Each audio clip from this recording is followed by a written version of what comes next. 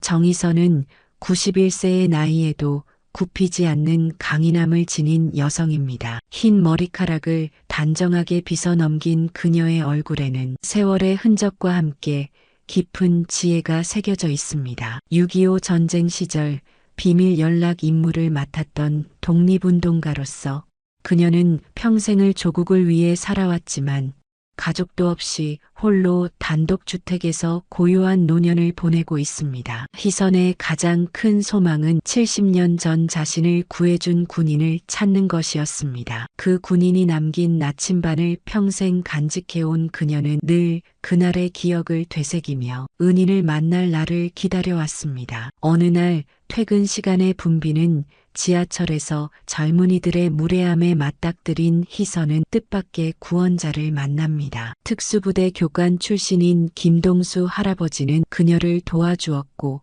두 사람은 운명처럼 같은 역에서 내리게 됩니다. 이것이 단순한 우연이 아니라는 것을 깨달은 희선은 동수가 자신이 그토록 찾던 은인인지 확인하기 위해 노력합니다. 하지만 동수는 자신의 과거를 감추기 위해 애쓰고 있었습니다. 70년의 시간을 뛰어넘어 다시 만난 두 영혼의 운명적 만남, 그리고 용서와 화해의 여정이 지하철 3호선에서 시작됩니다. 오늘의 이야기 시작합니다. 구독과 좋아요 눌러주세요. 서울 오후 5시 도시의 혈관처럼 뻗어있는 지하철 3호선은 퇴근 시간의 무게를 온몸으로 짊어지고 있습니다. 열차 안은 이미 사람들로 가득 차 숨쉬기조차 버거웠죠. 차창에 비친 도시의 모습은 무채색처럼 흐릿하게 흘러갑니다. 91세의 정희선 할머니는 지팡이에 의지한 채 천천히 열차에 올랐습니다. 주름진 손으로 손잡이를 꽉 붙잡는 모습이 불안해 보였어요. 희선의 눈길은 자연스레 노약자석으로 향했지만 그곳은 이미 젊은이들로 가득 찼습니다. 희선은 한숨을 내쉬며 지팡이를 더 단단히 붙잡았어요. 나이가 들수록 서 있는 것이 얼마나 고통스러운지 그 무게를 아는 사람은 드물었습니다. 노약자석에 앉아있는 젊은이들 중에서 특히 눈에 띄는 한 남자가 있었어요. 문신으로 가득한 팔과 얼굴 곳곳에 박힌 피어싱, 그리고 불량한 눈빛의 소유자 승철이었죠. 승철은 다리를 쭉 뻗고 앉아 스마트폰을 들여다보며 시끄러운 음악을 흘려보내고 있었습니다. 그 옆자리엔 비슷한 차림의 친구들이 자리를 차지하고 있었어요. 희선은 용기를 내어 승철 앞에 섰습니다. 젊은이, 이 늙은이 좀 앉게 해주면 고맙겠구먼. 희선의 목소리는 작지만 분명했어요. 열차 안의 시선이 일시에 그쪽으로 향했습니다. 승철은 천천히 고개를 들어 희선을 올려다보았어요. 그의 눈에는 조롱과 경멸이 서려 있었죠. 할머니, 저기 다른 칸에 자리 많던데요? 왜 하필 여기에 서 계세요? 승철의 말에 친구들이 킬킬거리며 웃었습니다. 희선의 얼굴이 굳었어요. 이곳이 노약자석이잖니. 내가 앉을 수 있는 자리야.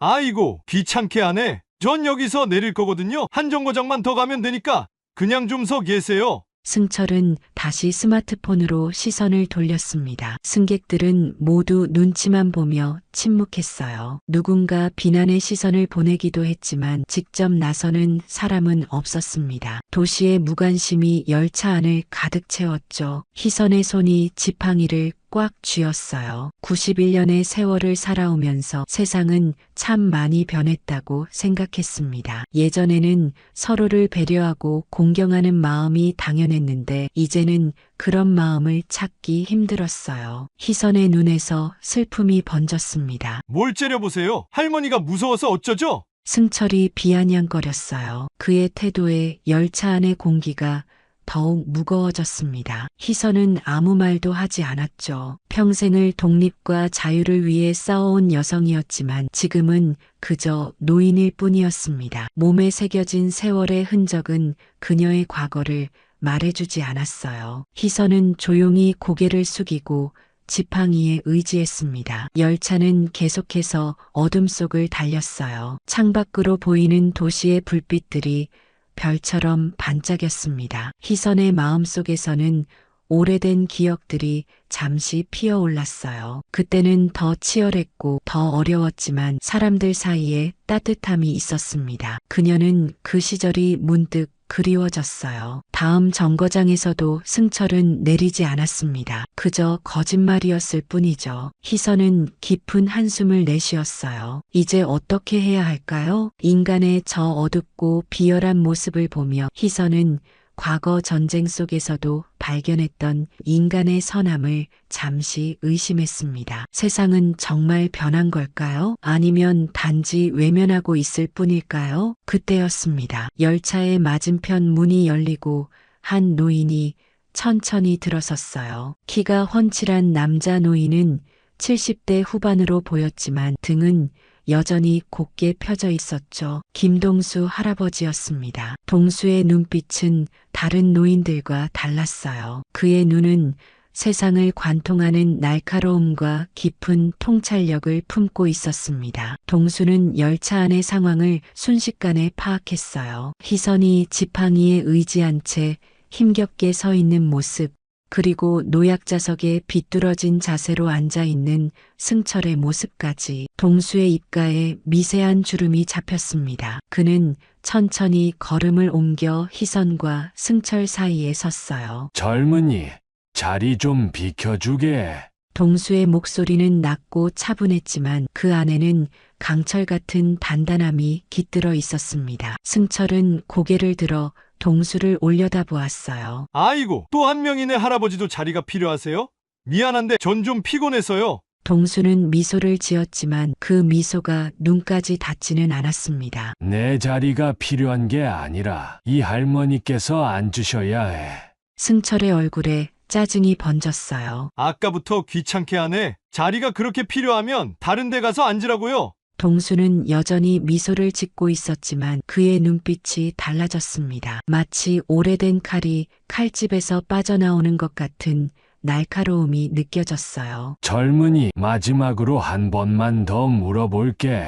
자리 좀 비켜줄 수 있겠나? 승철은 자리에서 벌떡 일어났습니다. 그의 키는 동수보다 조금 더 컸어요. 뭐, 할아버지가 지금 날 협박하는 거예요? 승철의 목소리가 한 옥타브 높아졌습니다. 열차 안의 공기가 얼어붙었어요. 승객들의 시선이 일제히 그들에게 쏠렸죠. 누군가는 스마트폰으로 상황을 녹화하기 시작했습니다. 승철이 갑자기 동수의 멱살을 잡았어요. 할아버지, 이러시면 안 돼요. 나이 값 좀 하시라고요. 그 순간 믿기 힘든 일이 벌어졌습니다. 동수의 손이 번개처럼 빠르게 움직여 승철의 손목을 붙잡았어요. 그리고 간단한 손목 꺾기 동작 하나로 승철을 순식간에 바닥에 무릎 꿇렸습니다. 너무나 빠르고 정확한 동작이었기에 아무도 제대로 보지 못했죠.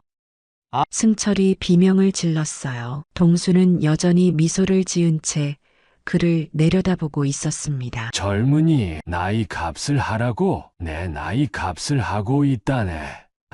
내 세대는 약한 사람을 지키는 게 미덕이었거든. 동수의 목소리는 여전히 차분했어요. 자, 이제 조용히 일어나서 이 할머니께 자리를 양보하고 다시는 이런 일이 없도록 하게. 승철의 친구들이 벌떡 일어났지만 동수가 한번 시선을 돌리자 다시 앉았습니다. 그들의 눈에는 공포가 서려 있었어요. 승철은 얼굴이 붉게 달아오른 채 자리에서 일어났습니다. 그는 말없이 다른 칸으로 도망치듯 사라졌어요. 동수는 희선에게 고개를 숙였습니다. 앉으시지요, 할머니. 그의 목소리는 한결 부드러워졌어요. 희선은 놀란 표정으로 동수를 바라보았습니다. 그녀의 눈에는 감사와 함께 궁금증이 서려 있었죠. 고맙습니다. 요즘 세상에 이런 신사분이 계시다니. 희선은 천천히 노약자석에 앉았어요. 열차 안에 박수 소리가 터져 나왔습니다. 누군가 멋있어요. 라고 외쳤고 또 다른 누군가는 진짜 영화 같다. 라고 말했어요. 동수는 부끄러운 듯 손을 저었습니다. 별일 아닙니다. 당연한 일을 했을 뿐이죠. 동수는 희선 옆자리에 조용히 앉았어요. 희선은 동수를 유심히 바라보았습니다. 낯선 노인의 행동에서 어딘가 익숙한 느낌이 들었어요. 마치 오래전에 어디선가 본 듯한 그런 묘한 감각이 희선의 가슴 한구석을 건드렸습니다. 혹시 군인이셨나요? 희선이 조심스럽게 물었어요. 동수는 잠시 놀란 표정을 지었지만 이내 담담하게 대답했습니다. 오래전 일이지요. 어떻게 아셨습니까? 손놀림이 특별하네요. 평범한 사람들은 그런 동작을 할 수 없어요. 희선의 눈빛이 반짝였습니다. 동수는 미소를 지었지만 그 미소 뒤에 숨겨진 무언가가 있는 것 같았어요. 두 노인은 이제 서로를 바라보며 미묘한 긴장감 속에 있었습니다. 마치 오래된 수수께끼의 한 조각을 발견한 것 같은 그런 느낌이었죠. 열차는 계속해서 어둠 속을 달렸고 두 노인의 만남은 그렇게 시작되었습니다. 누구도 이 만남이 그들의 삶을 완전히 바꿔놓을 운명적인 순간임을 알지 못했어요. 아주 오래전에 이어진 인연의 끈이 다시 한번 그들을 이어주기 시작한 것이었습니다. 두 노인은 같은 역에서 함께 하차했습니다. 열차의 문이 열리고 사람들이 분주히 오가는 가운데 희선과 동수는 묘한 침묵 속에 플랫폼에 서 있었어요. 지하철역의 형광등 불빛이 그들의 주름진 얼굴을 비추었죠. 어디까지 가시나요? 동수가 먼저 입을 열었습니다. 그의 목소리는 조심스러웠지만 따뜻했어요. 희선은 지팡이를 짚으며 미소 지었습니다. 저기 주택가요. 오래된 단독주택에 살고 있답니다. 그러시군요. 저도 그쪽 방향입니다. 혹시 괜찮으시다면 함께 걸을까요? 동수의 제안에 희선은 고개를 끄덕였어요. 두 노인은 나란히 걸으며 역을 빠져나왔습니다. 저녁 공기가 차갑게 느껴졌지만 묘하게 상쾌했어요. 거리에는 형형색색의 네온 사인이 반짝이고 직장인들이 분주히 걸어다녔죠. 아까는 정말 고마웠습니다. 요즘 세상에 그런 용기를 내는 분이 드물어요. 희선이 말했습니다. 동수는 손을 저었어요. 별 말씀을, 당연한 일을 했을 뿐입니다. 그런데 제가 궁금한 게 있는데요. 아까 제 동작을 보시고 군인이냐고 물으셨죠? 일반인들은 잘 눈치채지 못하는 건데 희선의 눈빛이 변했습니다. 그녀는 잠시 걸음을 멈추고 동수를 바라보았어요. 사실 저도 젊은 시절에 특별한 경험이 있었거든요. 6.25 전쟁 때 비밀 연락 임무를 맡았던 여성 독립운동가였답니다. 동수의 눈이 커졌어요. 정말입니까? 그런 위험한 일을. 네, 그랬죠. 겉으로 보기엔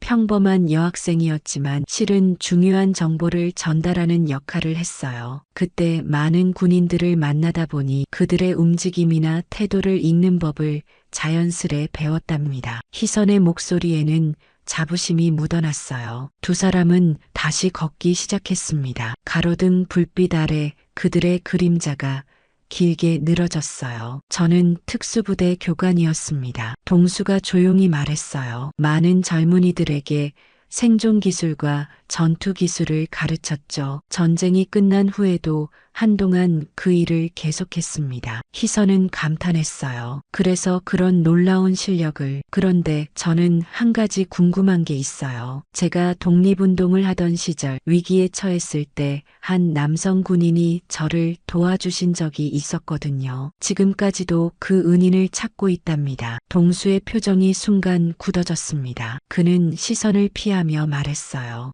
그러셨군요. 언제 있었던 일인가요? 1951년 평양에서였어요. 비밀 문서를 전달하다가 적에게 발각되었죠. 그때 한 군인이 나타나 저를 구해주셨답니다. 지금도 그분이 누구였는지 궁금해요. 희선의 눈에는 오래된 기억이 깃들어 있었습니다. 동수는 갑자기 걸음을 빨리 했어요. 벌써 이렇게 늦었군요. 날씨도 추워지는데 빨리 가는 게 좋겠습니다. 희선은 동수의 갑작스러운 태도 변화를 눈치챘지만 아무 말도 하지 않았어요. 대신 그의 걸음걸이를 유심히 관찰했습니다. 왼쪽 다리를 약간 절뚝이는 모습이 어딘가 익숙했어요. 그리고 목에 있는 작은 상처, 희선의 마음이 빠르게 뛰기 시작했습니다. 여기서 오른쪽으로 가면 제 집이에요. 다음에 또 뵐 수 있을까요? 희선이 물었습니다. 동수는 잠시 망설이다가 고개를 끄덕였어요. 그럼요. 이 동네에서 자주 산책을 하니까요. 희선은 미소 지었습니다. 그럼 내일 오후에 저기 공원에서 만날까요? 차라도 한 잔 대접하고 싶어요. 동수는 어색하게 웃었어요. 좋습니다. 그럼 내일 뵙겠습니다. 두 사람은 작별 인사를 나누고 각자의 길로 향했습니다. 희선은 집으로 걸어가면서 생각에 잠겼어요. 그 목소리, 그 눈빛, 그리고 그 상처 모두가 70년 전의 기억과 겹쳐졌습니다. 혹시 동수가 자신이 그토록 찾아 헤매던 은인일까요? 희선의 가슴이 설렘으로 가득 찼어요. 한편 집으로 돌아가는 동수의 발걸음은 무거웠습니다. 오래전에 묻어두었던 기억들이 다시 떠오르기 시작했어요. 그날 밤 평양에서의 일, 동수는 고개를 저었습니다. 과거는 과거로 남겨두어야 했어요. 하지만 희선의 존재는 그의 결심을 흔들고 있었습니다. 밤하늘에 별들이 반짝이기 시작했고 두 노인의 운명은 서서히 엮이기 시작했습니다. 오래전 전쟁의 소용돌이 속에서 시작된 인연이 이제 노년의 평화 속에서 다시 이어지려 하고 있었어요. 다음 날 오후 약속한 공원에서 두 노인이 다시 만났습니다. 가을의 따스한 햇살이 낙엽 위에 금빛 물결을 만들고 있었어요. 동수는 단정한 차림으로 공원 벤치에 앉아 있었고 희선은 천천히 그에게 다가갔습니다. 기다리셨어요? 희선이 미소 지으며 물었습니다. 동수는 자리에서 일어나 정중히 고개를 숙였어요. 아닙니다. 방금 도착했죠. 두 사람은 나란히 앉아 잠시 공원의 풍경을 바라보았습니다. 아이들이 뛰어노는 모습, 연인들이 걸어가는 모습, 그리고 다른 노인들이 바둑을 두는 모습까지 평화로운 일상의 한 장면이었어요. 이런 평화가 얼마나 소중한지 우리 세대는 잘 알죠. 희선이 말했습니다. 그녀의 목소리에는 깊은 감회가 담겨 있었어요. 동수는 고개를 끄덕였습니다. 그렇습니다. 전쟁을 겪어본 사람만이 평화의 가치를 진정으로 알 수 있죠. 어제 말씀드린 이야기 기억하세요? 제가 찾고 있는 그 군인 말입니다. 희선이 조심스럽게 화제를 꺼냈어요. 동수의 표정이 굳어졌습니다. 그는 시선을 피하며 대답했어요. 네, 기억합니다만 그분은 저를 구하고 나서 이런 말을 했어요. 이것만 간직하세요. 언젠가 다시 만날 수 있을 겁니다. 그리고 작은 나침반을 주셨죠. 희선의 눈에는 그날의 기억이 생생히 떠올랐습니다. 동수는 침묵했어요. 그의 손가락이 불안하게 움직였고 이마에는 가느다란 땀방울이 맺혔습니다. 희선은 동수의 목에 있는 작은 상처를 바라보았어요. 그분도 목에 비슷한 상처가 있었어요. 적의 칼에 베인 자국이라고 하셨죠. 동수의 손이 무의식적으로 목의 상처를 더듬었습니다. 그는 갑자기 자리에서 일어났어요. 저 물을 좀 마시고 싶네요. 저기 매점에 다녀오겠습니다. 동수가 자리를 비운 사이 희선은 생각에 잠겼습니다. 그의 반응, 목소리, 그리고 그 상처까지 모든 것이 그녀의 기억 속 군인과 일치했어요. 하지만 왜 동수는 그토록 자신의 과거를 숨기려 하는 걸까요? 희선은 궁금증으로 가득 찼습니다. 동수가 물병 2개를 들고 돌아왔어요. 여기 있습니다. 목마르실 텐데 고마워요. 희선이 물병을 받으며 말했습니다. 동수 씨, 혹시 평양에 계신 적이 있으세요? 동수는 물을 마시다 기침을 했어요. 제가 왜 그런 질문을? 그냥 궁금해서요. 전쟁 때 많은 군인들이 그곳에 있었으니까요. 희선의 눈빛은 단호했습니다. 네, 잠시 있었습니다. 하지만 오래된 일이라 기억이 흐릿하네요. 동수의 목소리에는 불안감이 묻어났어요. 희선은 더 이상 캐묻지 않았습니다. 대신 다른 화제로 대화를 이어갔어요. 요즘은 어떻게 지내세요? 가족들은요? 혼자 삽니다. 아내는 오래전에 세상을 떠났고 자식은 없어요. 동수의 표정이 어두워졌습니다. 저도 마찬가지예요. 평생 독신으로 살았어요. 나라를 위해 일하다 보니 가정을 꾸밀 여유가 없었죠. 희선이 쓸쓸하게 미소 지었어요. 두 사람은 이런저런 이야기를 나누며 시간을 보냈습니다. 현재의 삶, 좋아하는 음식, 취미까지. 표면적으로는 편안한 대화였지만 그 밑에는 묘한 긴장감이 흐르고 있었어요. 해가 서서히 기울기 시작했습니다. 동수가 시계를 보며 말했어요. 벌써 이렇게 늦었네요. 슬슬 돌아가야겠습니다. 그럼 내일은 제 집에서 저녁 식사라도 함께 할까요? 제가 요리를 좀 합니다. 희선이 제안했습니다. 동수는 잠시 망설이다가 고개를 끄덕였어요. 감사합니다. 그럼 내일 뵙겠습니다. 두 사람은 작별 인사를 나누고 각자의 길로 향했습니다. 희선은 집으로 돌아가는 길에 오래된 서랍장을 열어볼 생각에 가슴이 뛰었어요. 그곳에는 70년 동안 소중히 간직해온 나침반이 있었습니다. 나침반 뒷면에는 동이라는 글자 하나만이 새겨져 있었죠. 동수는 집으로 돌아와 오래된 사진첩을 꺼냈습니다. 바랜 사진 속에는 젊은 시절에 그와 함께 찍힌 여성 연락병의 모습이 있었어요. 그는 사진을 오랫동안 바라보았습니다. 과거의 기억,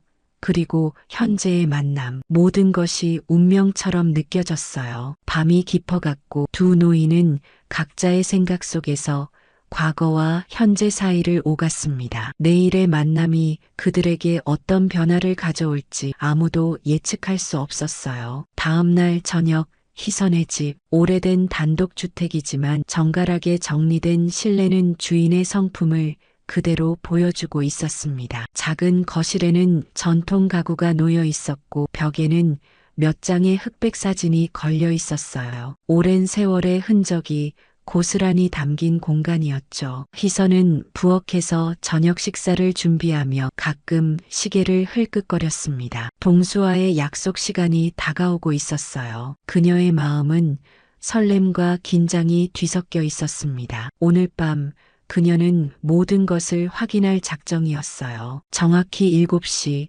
초인종이 울렸습니다. 희선은 앞치마를 벗고 천천히 현관으로 향했어요. 문을 열자 동수가 작은 선물 상자를 들고 서 있었습니다. 들어오세요. 희선이 미소 지으며 말했어요. 정확히 시간 맞춰 오셨네요. 동수는 선물 상자를 내밀었습니다. 작은 마음이에요. 초대해 주셔서 고맙습니다. 희선은 상자를 열어보았어요. 그 안에는 고급차 세트가 들어 있었습니다. 정말 감사해요. 제가 차를 좋아하는 걸 어떻게 아셨죠? 그저 느낌이었습니다. 동수가 미소 지었어요. 두 사람은 거실로 들어갔습니다. 동수의 시선이 벽에 걸린 사진들에 머물렀어요. 그중 한 장은 젊은 시절의 희선이 군복을 입고 있는 모습이었습니다. 군 생활을 하셨군요. 동수가 사진을 가리키며 말했어요. 희선은 고개를 끄덕였습니다. 네, 짧게요. 그때는 나라가 모든 사람의 힘을 필요로 했으니까요. 식탁에는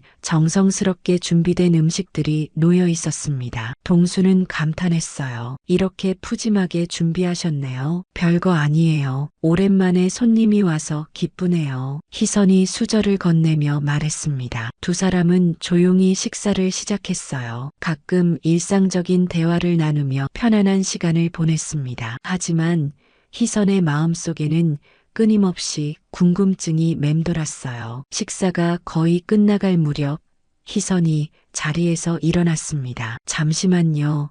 보여드릴 게 있어요. 그녀는 오래된 서랍장으로 향했어요. 잠시 후 작은 나무 상자를 들고 돌아왔습니다. 동수의 표정이 긴장으로 굳어졌어요. 이건 제가 평생 소중히 간직해온 물건입니다. 희선이 천천히 상자를 열었어요. 그 안에는 낡은 군용 나침반이 있었습니다. 희선은 조심스럽게 나침반을 들어 올렸어요. 이건 70년 전 평양에서 저를 구해준 군인이 준 선물이에요. 동수의 손이 떨리기 시작했습니다. 그의 눈에는 복잡한 감정이 서려 있었어요. 희선은 나침반을 뒤집었습니다. 뒷면에는 동이라는 글자가 새겨져 있었어요. 이 글자가 무엇을 의미하는지 오랫동안 궁금했습니다. 혹시 김동수의 동은 아닐까요? 방 안에 무거운 침묵이 내려앉았습니다. 동수는 시선을 피했어요. 그건 우연의 일치일 뿐입니다. 정말 그런가요?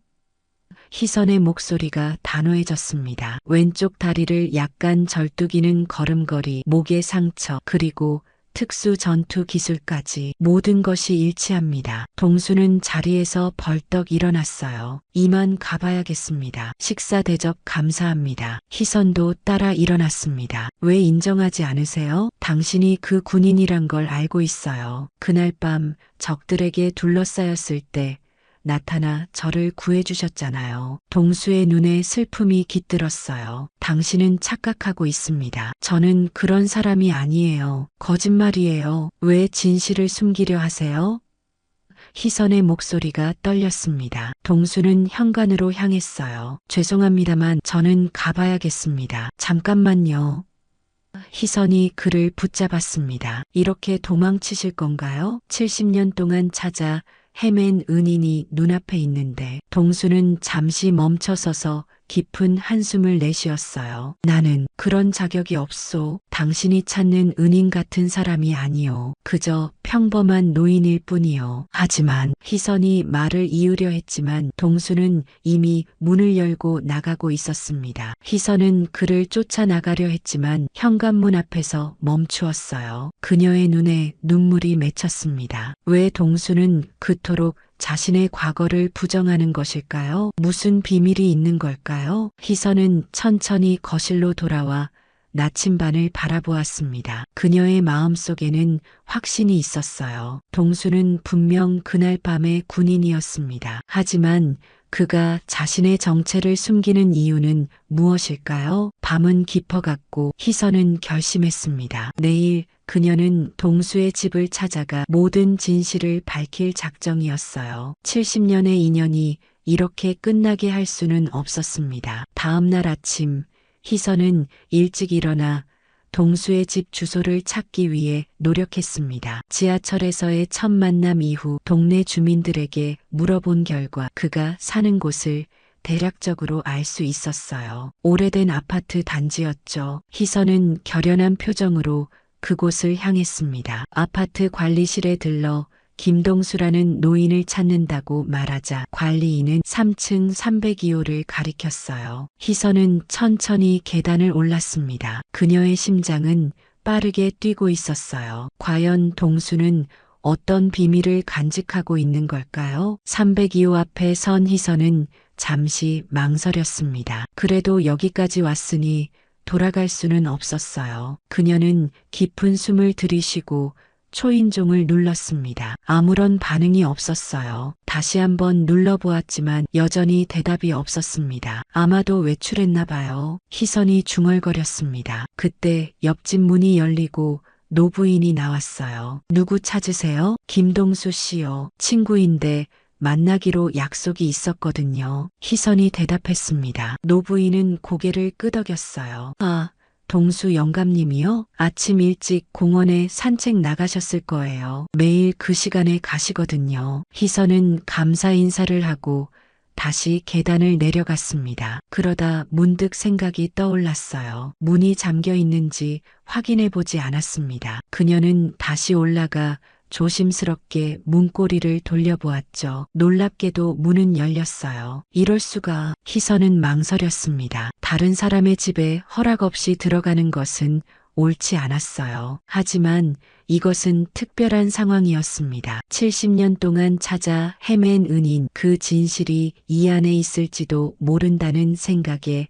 희선은 천천히 문을 열고 들어갔어요. 동수의 집은 놀라울 정도로 정갈했습니다. 군인 출신답게 모든 것이 체계적으로 정리되어 있었어요. 거실에는 오래된 흑백 사진들이 액자에 담겨 있었습니다. 젊은 시절의 동수, 군복을 입은 모습이었죠. 희선은 조심스럽게 방 안을 둘러보았어요. 어디선가 진실의 단서를 찾을 수 있을까 하는 마음이었습니다. 그때 그녀의 눈에 책상 위에 낡은 서류 가방이 들어왔어요. 가방은 반쯤 열려 있었고 그 안에서 노란 서류 봉투가 보였습니다. 희선은 망설이다가 봉투를 꺼냈어요. 봉투 안에는 오래된 군사 기밀 문서가 있었습니다. 상단에는 극비라는 빨간 글씨가 선명했고 그 아래 1951년 평양 탈출 작전 여성 연락병 구조라는 제목이 눈에 들어왔어요. 희선의 손이 떨렸습니다. 그녀는 천천히 문서를 펼쳤어요. 그곳에는 작전의 세부 내용이 기록되어 있었습니다. 임무를 맡은 군인의 이름은 김동수 중위, 구출 대상은 정희선 연락병이었어요. 역시 희선의 눈에 눈물이 고였습니다. 문서 사이에는 낡은 사진 한 장이 끼워져 있었어요. 젊은 시절의 희선과 동수가 함께 찍힌 사진이었습니다. 희선은 자신도 모르게 그 사진을 가슴에 꼭 안았어요. 갑자기 현관문이 열리는 소리가 들렸습니다. 동수가 돌아온 것이었어요. 희선은 급하게 문서를 제자리에 놓으려 했지만 이미 늦었습니다. 뭐 하시는 겁니까? 동수의 목소리가 거실에 울려 퍼졌어요. 그의 표정은 충격과 분노가 뒤섞여 있었습니다. 희선은 천천히 일어섰어요. 죄송해요. 하지만 알아야 했어요. 당신이 정말 그 군인인지. 동수는 깊은 한숨을 내쉬었습니다. 이제 만족하셨습니까? 원하시는 답을 찾으셨나요? 왜 숨기셨어요? 왜 인정하지 않으셨죠? 희선의 목소리가 떨렸어요. 동수는 창가로 걸어가 밖을 바라보았습니다. 한참 동안 침묵이 이어졌어요. 그때 당신을 구하는 과정에서 우리 부대원 둘이 희생되었소. 마침내 동수가 입을 열었습니다. 내 판단 실수였어. 너무 서두르다가. 그들은 25, 28이었지. 아직 젊었어. 희선은 충격에 말을 잇지 못했어요. 그래서 은인이라 불리기엔 자격이 없다고 생각했어. 나 때문에 죽은 젊은이들 앞에서. 동수의 어깨가 흔들렸습니다. 희선은 천천히 다가가 동수의 어깨에 손을 얹었어요. 그건 전쟁이었어요. 우리 모두 선택의 여지가 없었죠. 동수는 고개를 저었습니다. 그래도 내 책임이요. 지휘관으로서의 책임을, 그들의 희생이 헛되지 않게 하는 것, 그것이 우리의 책임이에요. 희선의 목소리는 부드럽지만 단호했습니다. 그들 덕분에 많은 정보가 전달되었고 그로 인해 더 많은 생명이 구해졌어요. 두 노인은 창가에 서서 오랫동안 말없이 서 있었습니다. 가을 햇살이 그들의 얼굴을 비추고 있었어요. 마침내 진실을 마주한 두 사람, 그들의 마음속에는 슬픔과 함께 묘한 평화가 깃들기 시작했습니다. 그로부터 며칠이 지났습니다. 희선과 동수는 매일 공원에서 만나 함께 시간을 보냈어요. 서로의 과거와 현재에 대해 이야기하며 오랜 시간의 공백을 메워나갔습니다. 두 사람 사이에는 묘한 친밀감이 자리 잡기 시작했어요. 같은 시대를 살아온 동료이자 서로의 삶을 이어준 운명의 실타래 같은 존재였죠. 어느 오후 두 사람은 지하철을 타고 시내로 향했습니다. 오랜만에 박물관을 방문하기로 한 날이었어요. 3호선 열차 안 노약자석에 나란히 앉은 두 노인의 모습은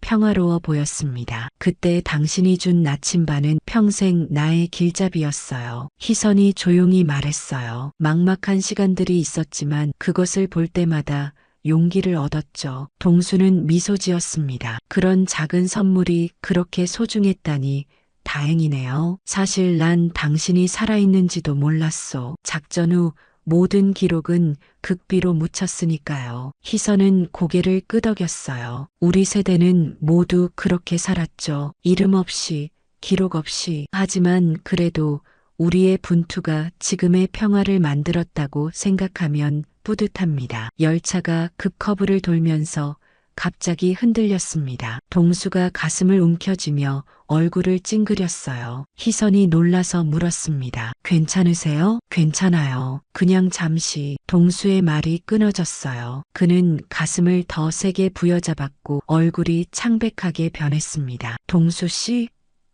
희선의 목소리가 높아졌어요. 어디 아프신 거예요? 동수는 대답하지 못했습니다. 그의 몸이 천천히 옆으로 기울더니 좌석에서 미끄러져 내렸어요. 열차 안에 비명소리가 울려 퍼졌습니다. 누가 좀 도와주세요. 이분이 쓰러지셨어요.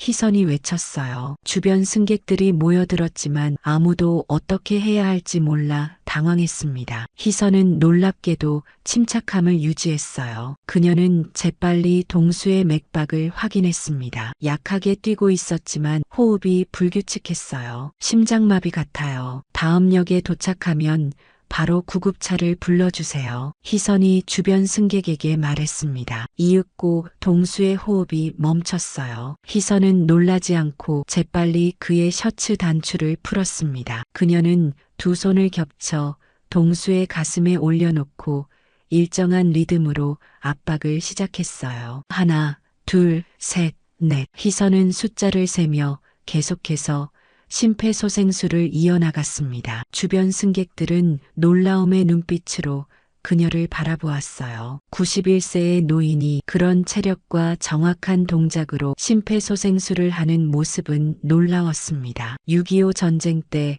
야전에서 응급처치를 배웠어요. 희선이 숨을 고르며 말했어요. 너무 걱정하지 마세요. 그는 강한 사람이니까요. 30초가 지났습니다. 동수의 반응이 없었어요. 희선은 포기하지 않고 계속해서 가슴 압박을 이어갔습니다. 그녀의 이마에는 땀방울이 맺혔지만 손의 움직임은 정확하고 일정했어요. 제발 일어나세요. 이제 막 다시 만났는데. 희선의 목소리가 떨렸습니다. 1분이 지났습니다. 갑자기 동수가 크게 숨을 들이쉬었어요. 그의 눈이 천천히 떠졌고 혼란스러운 눈빛으로 주변을 둘러보았습니다. 감사합니다. 하늘에 감사해요.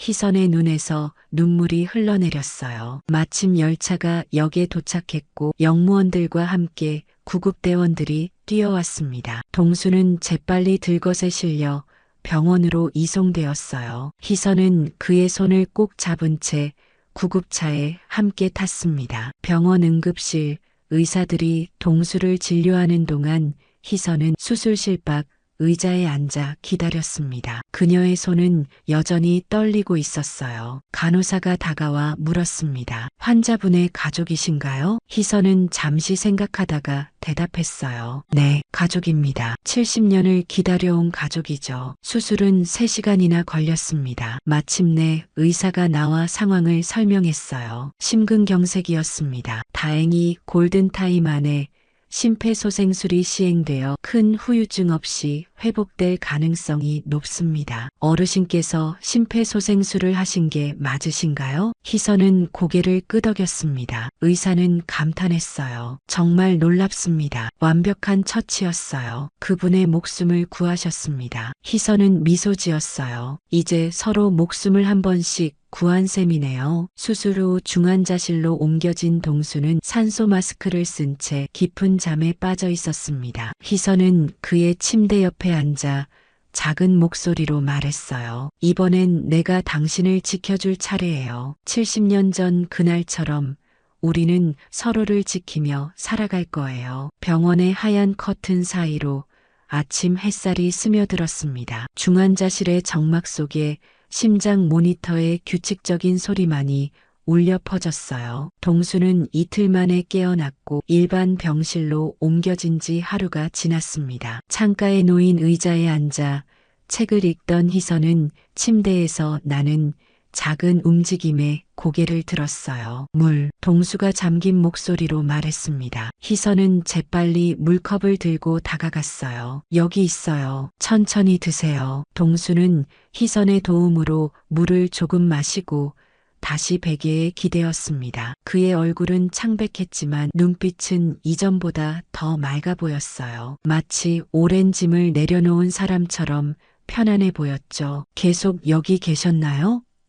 동수가 물었습니다. 희선은 고개를 끄덕였어요. 네, 간호사들이 쫓아내려 했지만 제가 고집을 부렸죠. 두 사람 사이에 잠시 침묵이 흘렀습니다. 밖에서는 새들이 지저귀는 소리가 들렸고 복도에서는 병원 직원들의 발소리가 분주하게 오갔어요. 도망치지 않아서 다행이에요. 희선이 마침내 말을 꺼냈습니다. 동수는 희미하게 웃었어요. 이번에는 정말 멀리 갈 뻔했네요. 삶과 죽음의 경계까지. 하지만 돌아오셨어요. 그게 중요합니다. 희선의 목소리는 따뜻했어요. 동수는 천천히 손을 내밀었습니다. 희선은 망설임 없이 그 손을 잡았어요. 따뜻한 온기가 두 사람 사이를 흘렀습니다. 두 노인의 주름진 손은 70년이라는 시간을 뛰어넘어 마침내 다시 만난 것이었죠. 이제 더 이상 숨기지 않겠습니다. 동수의 목소리는 작았지만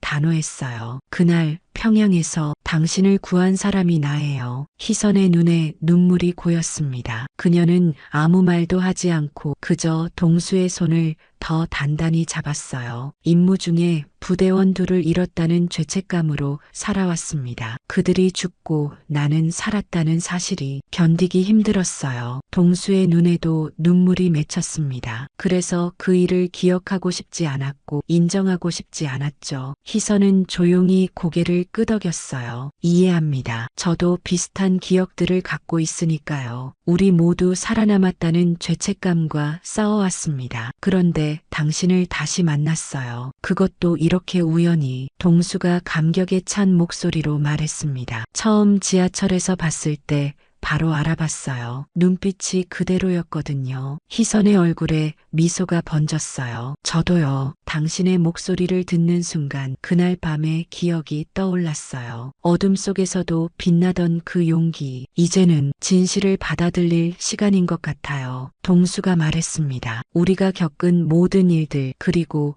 우리가 잃은 모든 것들, 그것들이 지금의 우리를 만들었죠. 희선은 진심 어린 목소리로 말했어요. 늦었지만 고마워요. 그리고 이제는 당신도 당신을 용서하세요. 그들의 희생은 헛되지 않았어요. 그들 덕분에 저와 같은 많은 사람들이 살 수 있었고 우리나라가 지금의 평화를 누릴 수 있게 되었으니까요. 동수의 눈에서 굵은 눈물이 흘러내렸습니다. 70년 동안 가슴 깊이 묻어두었던 슬픔과 죄책감이 마침내 녹아내리기 시작했어요. 2주 후 동수는 건강을 되찾아 퇴원했습니다. 희선과 함께 다시 지하철 3호선을 탔어요. 이번에는 두 사람 모두 노약자석에 나란히 앉았습니다. 놀랍게도 주변의 젊은이들은 그들을 바라보며 존경의 눈빛을 보냈어요. 지하철에서의 그날 사건이 인터넷을 통해 퍼져나가 많은 사람들에게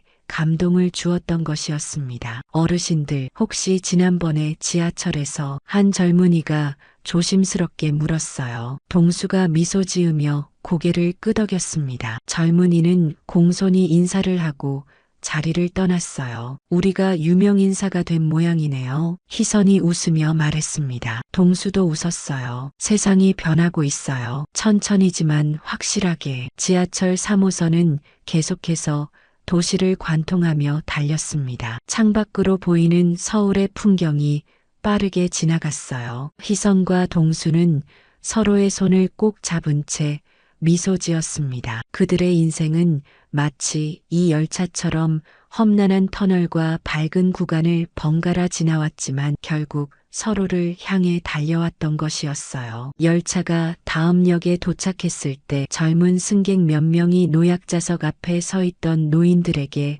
먼저 자리를 양보했습니다. 작은 친절이 열차 안에 잔잔한 미소를 퍼뜨렸어요. 희선과 동수는 그 모습을 바라보며 따뜻한 눈빛을 교환했습니다. 우리 이야기가 다른 사람들에게 작은 변화를 가져온 것 같네요. 희선이 말했어요. 동수는 고개를 끄덕였습니다. 어둠 속에서도 빛은 항상 있었어요. 단지 우리가 그것을 바라볼 용기가 필요했을 뿐이죠. 두 노인은 이제 과거의 아픔을 뒤로하고 현재의 평화를 함께 나누고 있었습니다. 그들의 용기와 우정은 한 도시의 공기를 조금씩 바꾸어 나가고 있었어요. 마치 작은 파동이 넓은 호수를 가로지르듯 그들의 이야기는 많은 사람들의 마음속에 잔잔한 울림을 남기고 있었습니다. 지하철 3호선의 기적은 단순히 두 노인의 재회만이 아니었어요. 그것은 과거의 상처를 치유하고 서로를 이해하며 더 나은 미래를 향해 함께 나아가는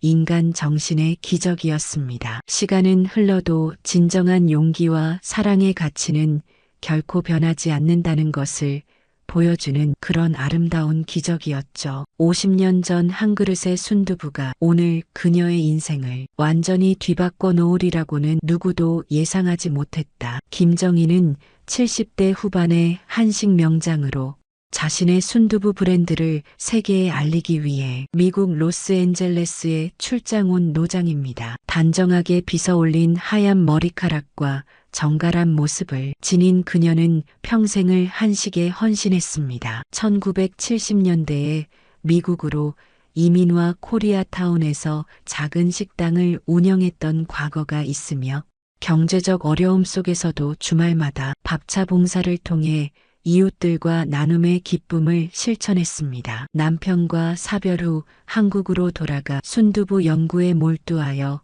명장 타이틀을 얻었고 이제는 한국의 맛을 세계에 알리겠다는 꿈과 목표를 가지고 있습니다. 오랜 시간 한국에서 쌓아온 기술과 노하우를 세계로 확장하고자 하는 열망과 낯선 미국 땅에서 느끼는 불안감 사이에서 내적 갈등을 겪고 있습니다. 오늘의 이야기 시작합니다. 구독과 좋아요 눌러주세요. 겨울의 마지막 찬 기온이 미국 로스앤젤레스 국제공항을 휘감고 있었습니다. 70대 후반의 김정희 할머니는 오랜 시간 비행기에 몸을 맡긴 끝에 도착한 이 거대한 공항에서 긴장된 표정으로 입국 심사대에 서 있었죠. 하얀 머리카락을 단정하게 빗어 올린 정희는 평생을 한식에 바친 명장으로 자신의 순두부 브랜드를 세계에 알리겠다는 꿈을 품고 미국 출장길에 오른 것입니다. 여권 주세요.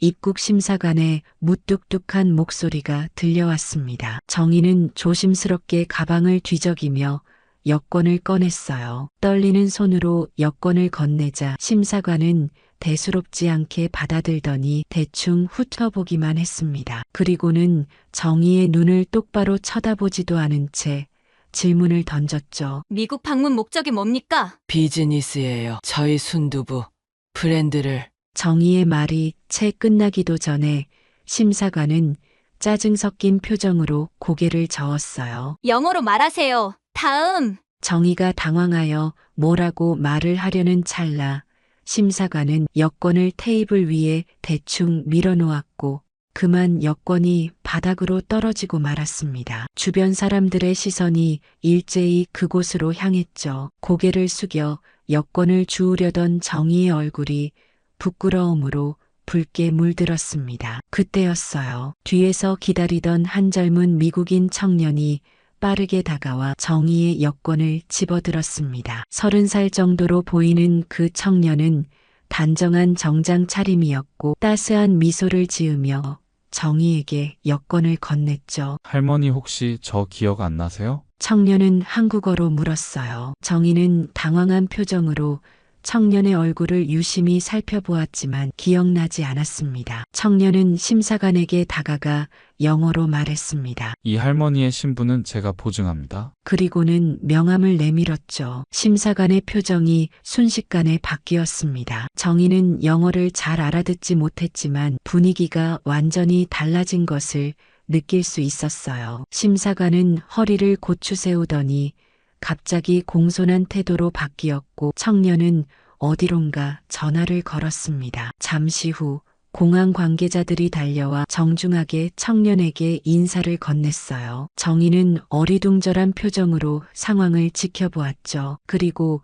청년의 안내로 비행장의 일반 통로가 아닌 VIP 게이트로 공항을 빠져나갔습니다. 저를 따라오세요, 할머니. 청년은 공손하게 말했어요. 정희는 여전히 혼란스러운 표정으로 청년을 따라갔습니다. 그들이 공항 라운지에 도착했을 때 청년은 정희에게 차를 권했어요. 제 이름은 제임스입니다. 할머니를 오랫동안 찾아왔어요. 정희는 제임스의 얼굴을 뚫어지게 바라보았습니다. 어디서 본 듯한 느낌이 들었지만 정확히 기억나지 않았죠. 제임스는 미소를 지으며 말을 이었습니다. 할머니가 저에게 마지막으로 주셨던 건 뜨거운 순두부찌개였어요. 그때 저는 5살이었죠. 그 순간 정희의 눈이 커졌습니다. 오래된 기억 하나가 희미하게 떠올랐어요. 수십 년 전 그녀가 밥차 봉사를 하던 시절 항상 찾아오던 다해진 신발을 신은 한 백인 소년의 모습이 그 아이 정말 내가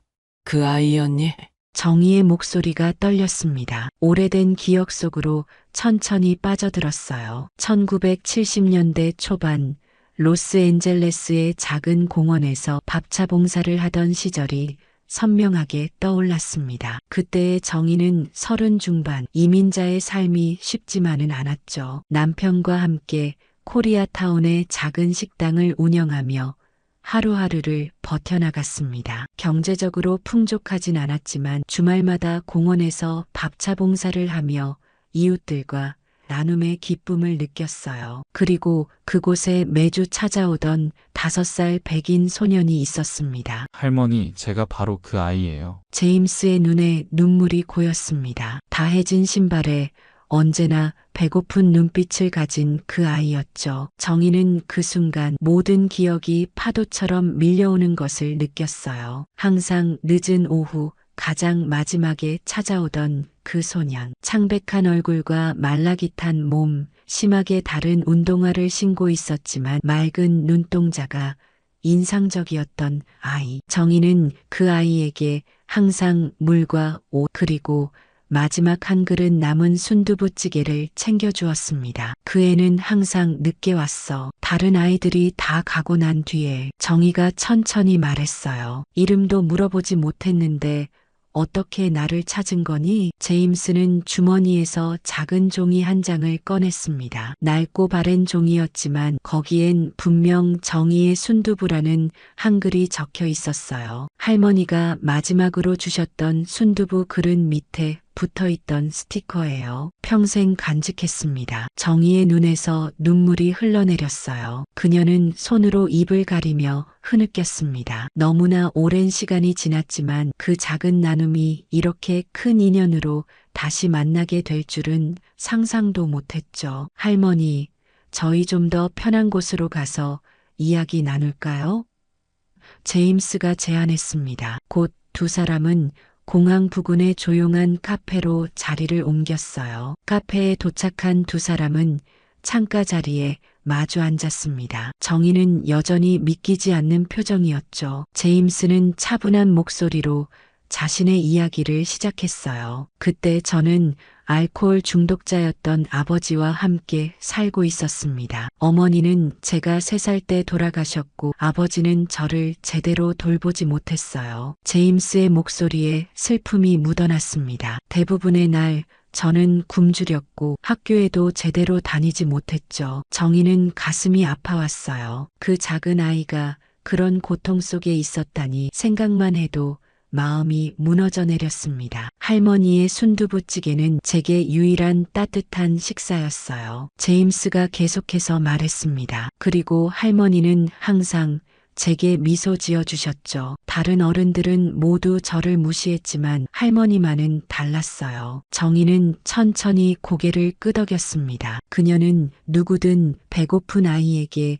음식을 주는 것이 당연한 일이라고 생각했기에 특별한 행동이라고 여기지 않았어요. 하지만 제임스에게는 그 작은 친절이 인생을 바꾸는 순간이었던 것입니다. 어느 날 할머니가 갑자기 오지 않게 되었을 때 저는 정말 슬펐습니다. 제임스의 목소리가 잠시 떨렸어요. 나중에 알고 보니 할머니 가족이 다른 도시로 이사를 가신 거더군요. 정희는 그 말에 깊은 한숨을 내쉬었습니다. 남편의 사업 실패로 인해 샌프란시스코로 이사를 가야 했던 그 시절이 떠올랐어요. 갑작스러운 이사라 많은 사람들과 제대로 인사도 나누지 못했죠. 미안해. 그때 갑자기 사라져서 정희가 작은 목소리로 말했습니다. 제임스는 고개를 저으며 미소 지었어요. 아니에요, 할머니. 그 짧은 만남이 제 인생을 바꿨으니까요. 할머니가 아니었다면 전 이미 이 세상에 없었을지도 모릅니다. 카페의 창문으로 햇살이 비치는 가운데 제임스는 자신의 이야기를 이어갔습니다. 정희는 잔에 담긴 따뜻한 차를 한 모금 마시며 그의 말을 경청했어요. 할머니가 떠나신 후 저는 결심했습니다. 언젠가는 저도 할머니처럼 누군가에게 따뜻한 식사를 대접할 수 있는 사람이 되겠다고요. 제임스의 눈빛이 단단하게 빛났어요. 그 작은 결심이 저를 여기까지 이끌었죠. 정희는 눈앞의 젊은 사업가를 새삼 다른 시선으로 바라보았습니다. 명함에 적힌 이름과 직함이 갑자기 현실감 있게 다가왔어요. 제임스 윌슨, 미국 햄버거 프랜차이즈 윌슨즈 버거의 창립자이자 최고 경영자였습니다. 지금 내가 그 유명한 햄버거 체인점의 주인이란 말이니? 정의가 놀란 목소리로 물었어요. 제임스는 겸손하게 미소 지었습니다. 네, 미 전역에 1000개가 넘는 지점을 운영하고 있습니다. 하지만 그 시작은 정말 미약했어요. 그는 자신의 이야기를 천천히 풀어냈죠. 16살 때 패스트푸드점에서 아르바이트를 시작한 일, 23세 작은 햄버거 가게를 열었던 일, 그리고 특별한 소스와 새로운 경영 방식으로 빠르게 성장해 나간 과정까지. 제임스의 성공 이야기는 마치 영화 같았습니다. 그런데 제 햄버거에 특별한 비밀이 있어요. 제임스가 작은 목소리로 말했어요. 바로 소스입니다. 모두가 그 맛의 비밀을 궁금해하지만 사실 그건 할머니의 순두부찌개에서 영감을 얻은 거예요. 정희는 깜짝 놀랐습니다. 내 순두부가 햄버거 소스의 영감이라고? 제임스는 고개를 끄덕였어요. 네,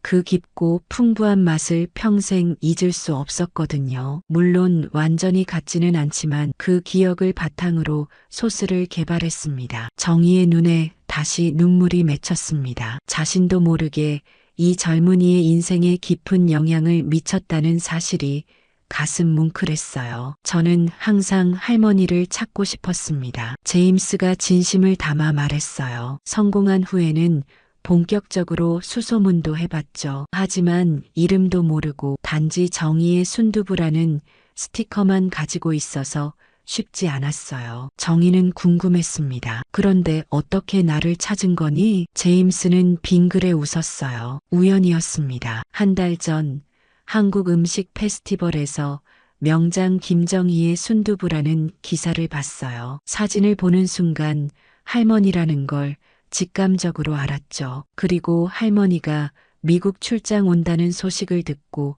공항으로 마중 나왔습니다. 정희는 감동의 말문이 막혔습니다. 오랜 세월이 흘렀지만 그 작은 인연이 이렇게 이어질 줄이야. 지나온 삶의 굴곡이 한순간에 의미를 가지는 것 같았어요. 지난 50년 할머니는 어떻게 지내셨나요?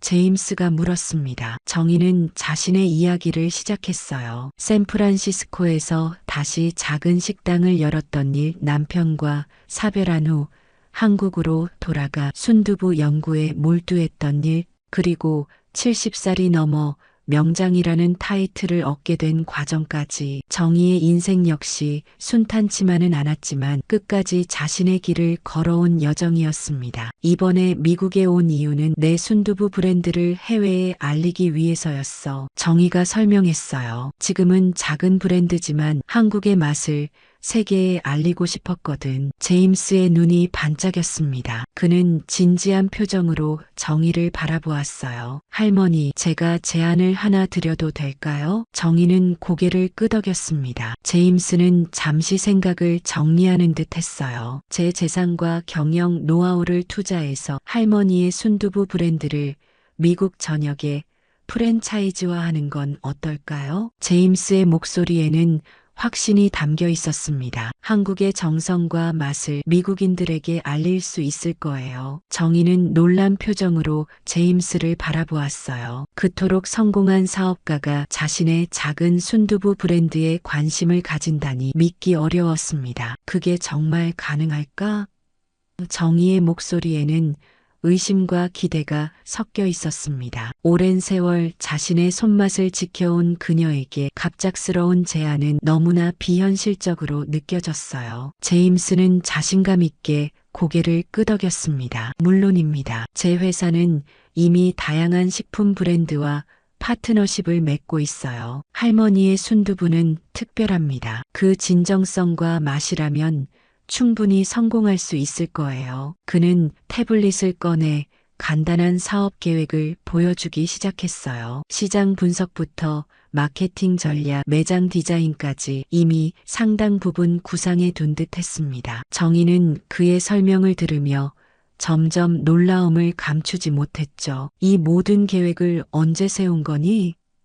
정희가 물었어요. 제임스는 부드럽게 웃었습니다. 할머니를 만나기 전부터 마음속으로 준비해 왔어요. 언젠가 반드시 찾게 될 거라 믿었거든요. 카페의 창밖으로 로스앤젤레스의 오후 햇살이 따사롭게 비치고 있었습니다. 두 사람은 서로를 바라보며 마음속 깊은 곳에서 울려오는 연결감을 느꼈어요. 50년의 시간이 한순간에 무너지는 듯했죠. 정희의 눈에서 다시 눈물이 흘러내렸습니다. 그것은 단순한 감동의 눈물이 아니었어요. 평생을 바쳐온 자신의 요리가 더 넓은 세상으로 나아갈 수 있다는 희망.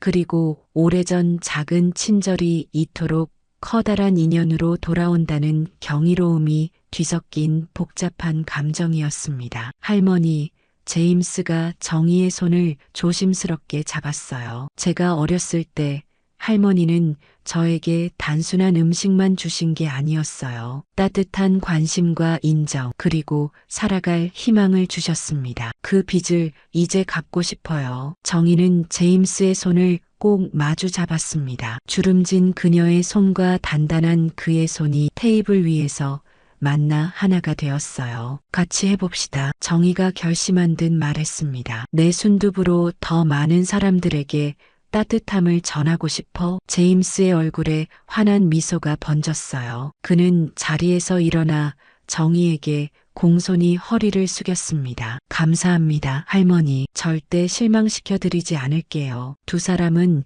그 자리에서 앞으로의 계획을 구체적으로 논의하기 시작했습니다. 정희는 자신의 레시피와 요리 철학을, 제임스는 사업 전략과 마케팅 아이디어를 나누었어요. 그들의 대화는 밤늦게까지 이어졌고 서로 다른 세대와 문화를 뛰어넘어 하나의 비전으로 모여들었습니다. 호텔로 돌아가는 차 안에서 정희는 창밖의 로스앤젤레스 야경을 바라보며 생각에 잠겼어요. 50년 전 이 도시에서 힘겹게 살아가던 젊은 이민자였던 자신이 이제는 큰 사업을 시작하려 한다니, 인생이란 참으로 예측할 수 없는 여정이구나 싶었습니다. 다음 주에 첫 매장 계약을 맺을 수 있을 것 같아요. 제임스가 운전하며 말했습니다. 코리아타운에 플래그십 스토어를 열고 그 다음엔 베버리힐스, 산타모니카로 확장해 나가는 거죠. 정희는 가만히 고개를 끄덕였어요. 마음 한편에서는 여전히 현실감이 없었지만 다른 한편으로는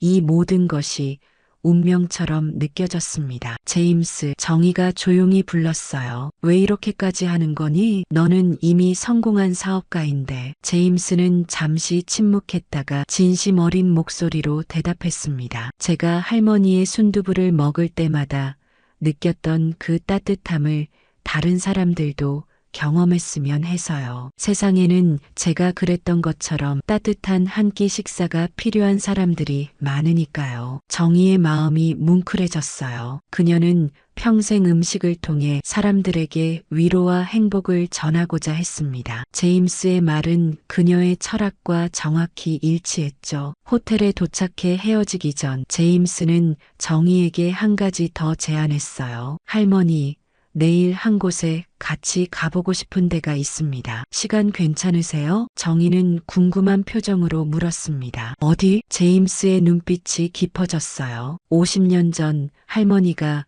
밥차를 운영하시던 그 공원입니다. 제 인생이 바뀐 그곳에 할머니와 함께 다시 가보고 싶어요. 정희의 눈에 다시 한번 눈물이 고였습니다. 그녀는 말없이 고개를 끄덕였어요. 내일은 과거와 현재 그리고 미래가 만나는 특별한 날이 될 것 같았습니다. 다음 날 아침 로스앤젤레스의 맑은 하늘이 두 사람을 반겼습니다. 제임스는 정확히 약속한 시간에 호텔 로비에 나타났어요. 그는 캐주얼한 옷차림이었지만 여전히 세련된 분위기를 풍기고 있었죠. 정희는 한복을 간소화한 디자이너 의상을 입고 내려왔습니다. 나이에 비해 단정하고 우아한 모습이었어요. 잘 주무셨어요?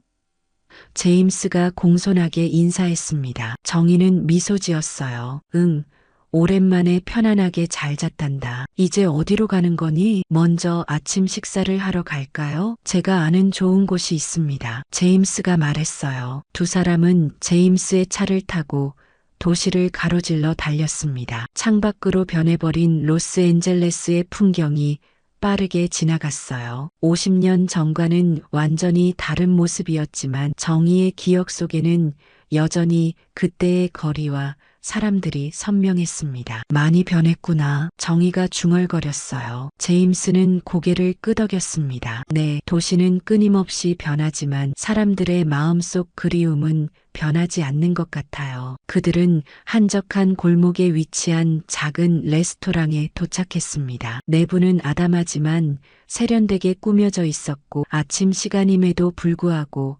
사람들로 북적였어요. 이곳은 제가 처음 사업을 시작했을 때 열었던 첫 번째 매장입니다. 제임스가 설명했어요. 지금은 본사 직영점으로만 운영하고 있죠. 정의는 놀란 표정으로 주변을 둘러보았습니다. 벽에는 젊은 제임스의 사진들과 함께 그의 성공 스토리가 전시되어 있었어요. 첫 번째 매장 오픈 리본 커팅 시, 100번째 프랜차이즈 계약, 체결 시, 경영인 상을 수상하는 모습 등 다양한 순간들이 기록되어 있었습니다. 특별 예약석으로 안내된 두 사람은 창가 자리에 앉았어요. 곧 셰프가 직접 나와 정중히 인사를 건넸습니다. 오늘은 특별한 메뉴를 준비했습니다. 제임스가 정희에게 말했어요. 할머니의 순두부에서 영감을 받은 저의 해석을 맛보여 드리고 싶어요. 잠시 후 테이블에는 특별한 아침 식사가 차려졌습니다. 햄버거와 순두부가 독특하게 조화를 이룬 퓨전 요리였어요. 정희는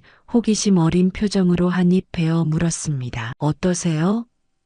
제임스가 긴장된 표정으로 물었습니다. 정희의 얼굴에 미소가 번졌어요. 놀랍구나. 완전히 다르면서도 어딘가 내 순두부의 정신이 살아있어. 제임스는 안도의 한숨을 내쉬었습니다. 그들은 식사를 하며 앞으로의 계획에 대해 더 구체적으로 이야기를 나눴어요. 식사를 마친 후 제임스는 정희를 차에 태우고 목적지로 향했습니다. 약 30분 후 그들은 한 공원 앞에 도착했어요. 에코파크라는 이름의 이 공원은 50년 전과 비교하면 많이 정비되었지만 기본적인 구조는 여전히 남아 있었습니다. 여기서 할머니는 매주 토요일마다 밥차를 운영하셨어요. 제임스가 공원 입구를 가리키며 말했죠. 저는 항상 저 나무 뒤에 숨어 있다가 다른 사람들이 다 가고 난 후에야 용기를 내어 나왔었죠. 정희는 천천히 공원을 걸으며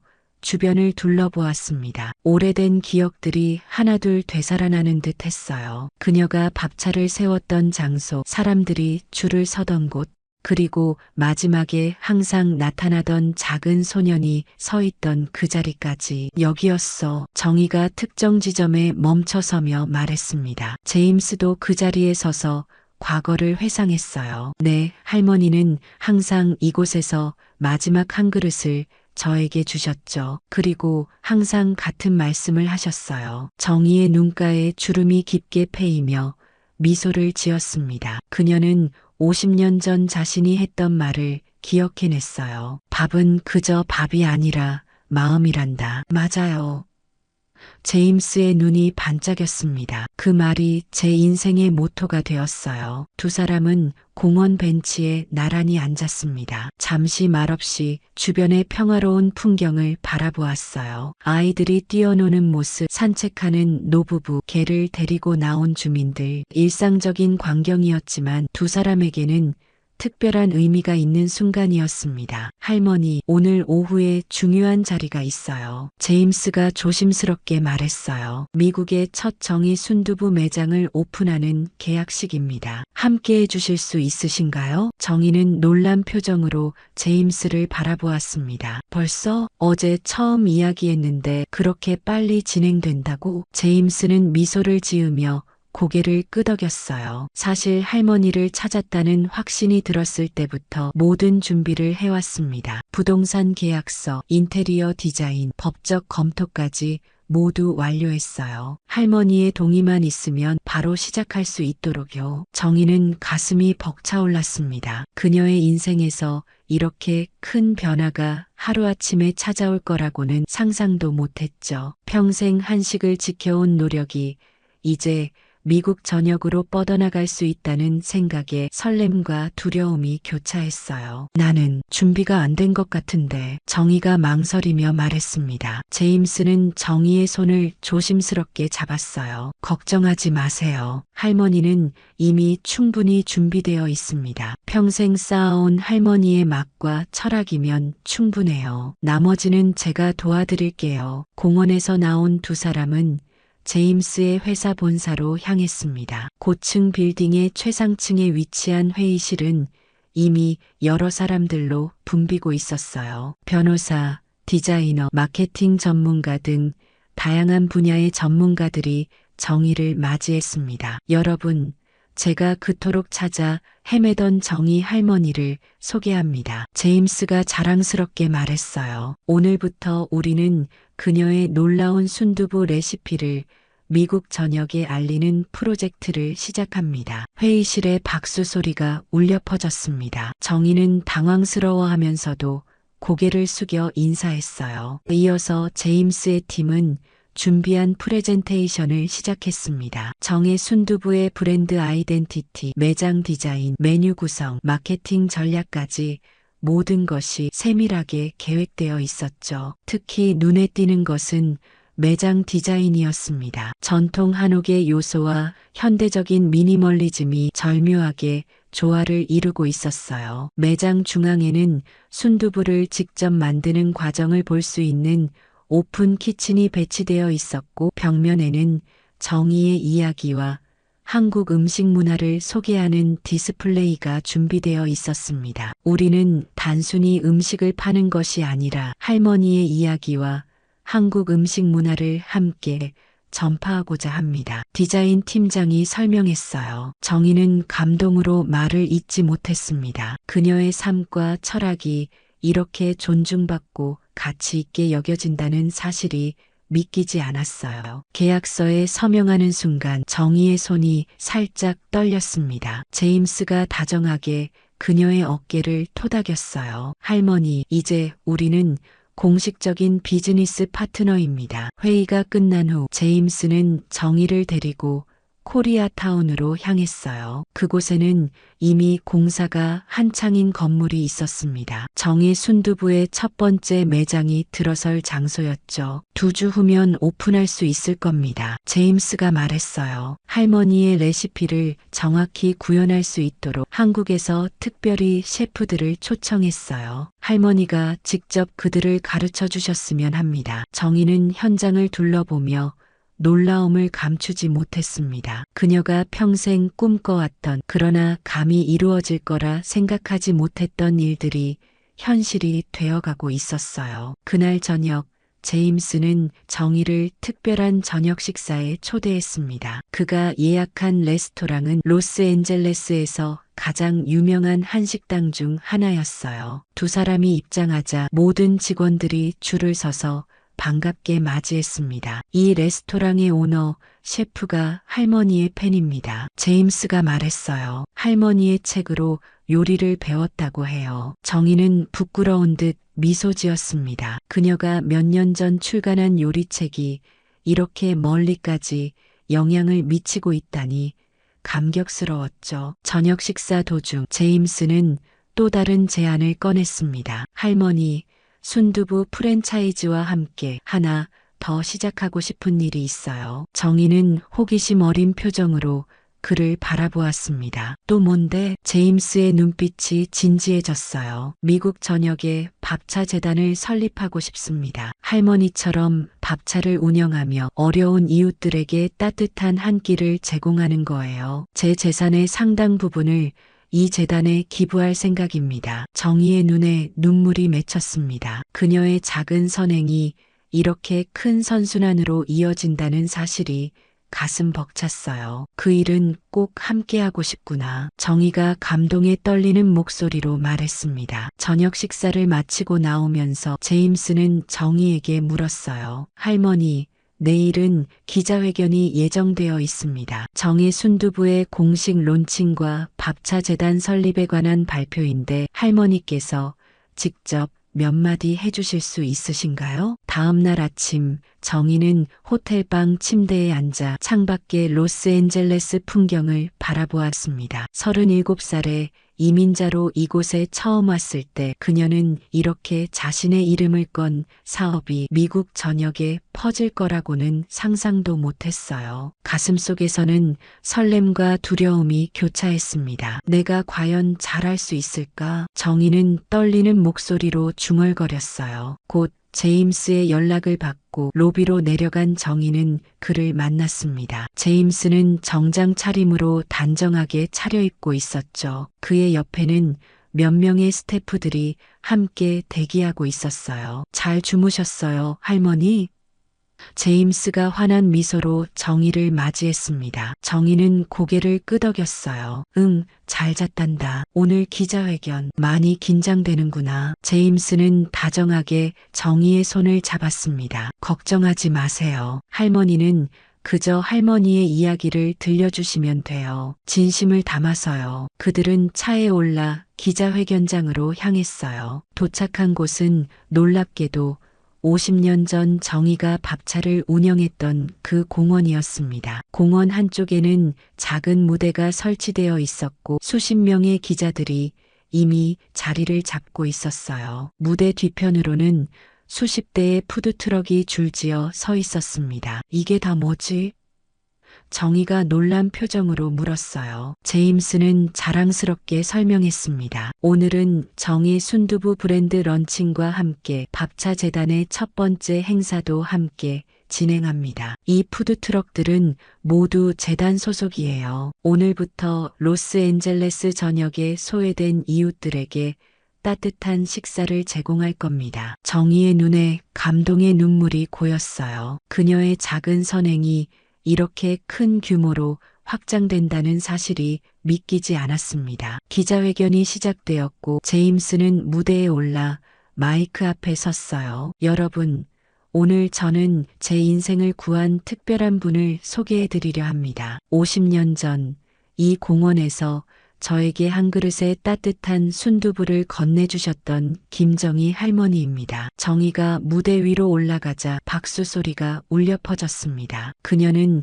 긴장된 표정으로 청중을 바라보았어요. 어릴 때 제게 따뜻한 밥을 주던 그 손길이 이제는 이 나라 전체를 따뜻하게 할 겁니다. 제임스가 계속해서 말했어요. 오늘 우리는 정희 순두부 브랜드의 공식 출범과 함께 정희 밥차 재단의 설립을 발표합니다. 이어서 제임스는 두 프로젝트에 대한 자세한 설명을 이어갔습니다. 첫 번째 순두부 매장은 2주 안에 코리아타운에 문을 열 예정이며 1년 안에 로스앤젤레스 전역에 20개의 매장을 3년 안에 미국 전역에 1000개의 매장을 열 계획이라고 했어요. 밥차 재단은 처음에는 로스앤젤레스에서 시작해 점차 확대해 나갈 예정이라고 했습니다. 설명이 끝난 후 제임스는 정희에게 마이크를 넘겼어요. 이제 정희 할머니께서 직접 몇 말씀 해주시겠습니다. 정희는 떨리는 손으로 마이크를 받았습니다. 그녀는 잠시 침묵했다가 천천히 말을 시작했어요. 저는 그저 음식으로 사람들을 행복하게 해주고 싶었을 뿐입니다. 정희의 목소리가 조금씩 힘을 얻어갔어요. 제가 미국에 처음 왔을 때 언어도 통하지 않고 모든 것이 낯설었습니다. 그때 느꼈던 외로움과 두려움을 잊지 못해요. 그래서 제가 할 수 있는 방법으로 이웃들과 소통하고 싶었죠. 그것이 바로 음식이었습니다. 정희는 잠시 숨을 고르고 계속했어요. 음식은 단순한 배고픔을 채우는 것이 아니라 마음을 채우는 것입니다. 제 순두부 한 그릇이 외로운 누군가에게 위로가 되고 지친 누군가에게 힘이 된다면 그것이 바로 제가 평생 꿈꿔온 일이에요. 현장에 모인 사람들의 눈에서 감동의 눈물이 흘렀습니다. 정희의 진심 어린 이야기는 언어와 문화의 장벽을 넘어 모두의 가슴에 와닿았어요. 오늘 저의 작은 요리가 이렇게 많은 분들에게 전해질 수 있게 되어 정말 감사합니다. 특히 제임스에게 감사드려요. 그 어린 소년이 이렇게 훌륭한 사람으로 성장해서 이제는 저를 도와 더 많은 사람들에게 따뜻함을 전할 수 있게 되었으니까요. 정희가 말을 마치자 우레와 같은 박수 소리가 공원에 울려 퍼졌습니다. 제임스는 다시 마이크 앞에 서서 발표를 마무리했어요. 이제 우리의 푸드트럭들이 로스앤젤레스 전역으로 출발합니다. 오늘부터 정의 밥차 재단은 매일 5,000명 이상의 어려운 이웃들에게 따뜻한 식사를 제공할 것입니다. 그리고 무대 아래로 환상적인 순간이 펼쳐졌어요. 수십 대의 푸드트럭이 차례로 공원을 빠져나가기 시작했습니다. 각 트럭에는 정의 밥차 재단이라는 로고와 함께 음식은 마음을 채우는 것입니다 라는 문구가 한글과 영어로 적혀 있었죠. 정의는 무대 위에서 그 광경을 지켜보며 가슴이 벅차올랐습니다. 그녀의 작은 밥차 하나가 이제는 수십 대의 밥차가 되어 도시 전체를 따뜻하게 만들고 있었어요. 기자회견이 끝난 후 정희와 제임스는 그대로 공원에 남았습니다. 재단의 자원봉사자들이 공원에서 무료 급식 행사를 시작했고 많은 사람들이 줄을 서기 시작했어요. 정희는 직접 앞치마를 두르고 배식대 앞에 섰습니다. 제임스도 그녀의 옆에 함께 서서 음식을 나눠주기 시작했어요. 그들이 함께 나눠주는 음식은 바로 정희의 특제 순두부찌개였습니다. 시간은 빠르게 흘러 첫 정의 순두부 매장이 코리아타운에 문을 연 지 1년이 되었습니다. 그 사이 브랜드는 미국 전역에서 폭발적인 인기를 얻었고 로스앤젤레스에만 25개의 매장이 성공적으로 운영되고 있었어요. 순두부찌개는 이제 햄버거나 피자만큼이나 친숙한 음식으로 자리 잡아가고 있었죠. 정의 밥차 재단 역시 놀라운 성과를 이루었습니다. 처음 로스앤젤레스에서 시작한 밥차 사업은 이제 샌프란시스코, 뉴욕, 시카고 등 미국 주요 도시로 확장되었고 매일 2만 명이 넘는 사람들에게 따뜻한 식사를 제공하고 있었어요. 재단의 활동은 미국 전역의 뉴스에 보도되며 큰 화제가 되었습니다. 에코파크의 가을 오후 정희는 제임스와 함께 예전 그녀가 밥을 나눠주던 그 공원에 서 있었어요. 한 해 전과는 달리 이제 이곳에는 정식으로 정의 밥차 센터가 세워져 있었습니다. 현대적인 건물 안에는 대형 주방과 다목적 홀이 갖춰져 있었고 매일 수백 명의 자원봉사자들이 모여 음식을 만들고 나누어 주었죠. 할머니, 믿으세요? 1년 전 우리가 여기서 처음 시작했을 때를 생각하면 제임스가 감회에 젖은 목소리로 말했어요. 정희는 따뜻한 미소를 지었습니다. 꿈만 같구나. 내 작은 순두부 한 그릇이 이렇게 많은 사람들에게 행복을 줄 수 있다니. 그들은 천천히 센터 안으로 들어갔어요. 내부는 분주했습니다. 자원봉사자들이 커다란 솥에서 순두부찌개를 끓이고 밥을 짓고 반찬을 준비하는 모습이 보였죠. 벽에는 정희와 제임스의 이야기가 담긴 사진과 글이 전시되어 있었습니다. 한 그릇의 순두부가 바꾼 두 사람의 운명, 그리고 수많은 이웃들의 삶이라는 제목 아래 그들의 50년 인연이 아름답게 소개되어 있었어요. 정희 할머니, 한 어린 자원봉사자가 반갑게 다가왔습니다. 10살 정도로 보이는 소녀였어요. 오늘도 순두부 만드는 거 가르쳐 주세요. 정희는 미소 지으며 소녀의 머리를 쓰다듬었습니다. 그럼 오늘은 더 맛있게 만들어 보자꾸나. 정희는 이제 일주일에 3번 이곳에서 어린 자원봉사자들에게 요리를 가르쳤어요. 그녀의 요리 교실은 아이들 사이에서 인기가 높았고 많은 아이들이 한국 음식과 문화에 관심을 갖게 되었습니다. 제임스는 그런 정의의 모습을 뿌듯하게 지켜보았어요. 그는 이제 매주 금요일마다 자신의 바쁜 일정을 미루고 이곳에서 자원봉사를 했습니다. 억만장자 사업가가 앞치마를 두르고 음식을 나눠주는 모습은 많은 사람들에게 감동과 영감을 주었죠. 오후가 깊어가는 시간, 배식이 한창일 때였어요. 한 작은 남자아이가 밥차로 다가와 정희에게 물었습니다. 이게 진짜 순두부예요? 정희는 아이에게 따뜻한 한 그릇을 건네며 웃었어요. 응, 이건 누군가를 지켜주는 맛이야. 아이는 호기심 어린 눈으로 한 숟가락을 떠먹었습니다. 그리고는 환한 미소를 지었어요. 정말 맛있어요. 제 엄마도 먹게 해도 될까요? 물론이지. 여기 엄마 것도 가져가렴. 정희는 추가로 한 그릇을 더 건네주었습니다. 아이는 기쁜 표정으로 두 그릇을 조심스레 들고 멀어졌어요. 잠시 후 아이는 공원 벤치에 앉아 있는 한 여성에게 다가갔습니다. 지친 표정의 그 여성은 음식을 받아들고 감사의 눈빛을 보냈죠. 제임스가 그 광경을 지켜보며 정희에게 말했어요. 할머니, 저 아이가 저와 똑같네요. 저도 처음에는 어머니를 위해 음식을 가져갔었거든요. 정희는 깊은 생각에 잠긴 표정이었습니다. 인생의 순환, 그리고 나눔의 선순환이 느껴지는 순간이었어요. 제임스야, 정희가 제임스의 팔을 토닥이며 말했습니다. 이젠 내가 힘든 사람들에게 희망이 되어주렴. 제임스는 고개를 끄덕였어요. 네, 할머니, 약속드립니다. 할머니가 저에게 주셨던 그 따뜻함을 저는 더 많은 사람들에게 전하겠습니다. 해가 저물기 시작하자 센터 앞에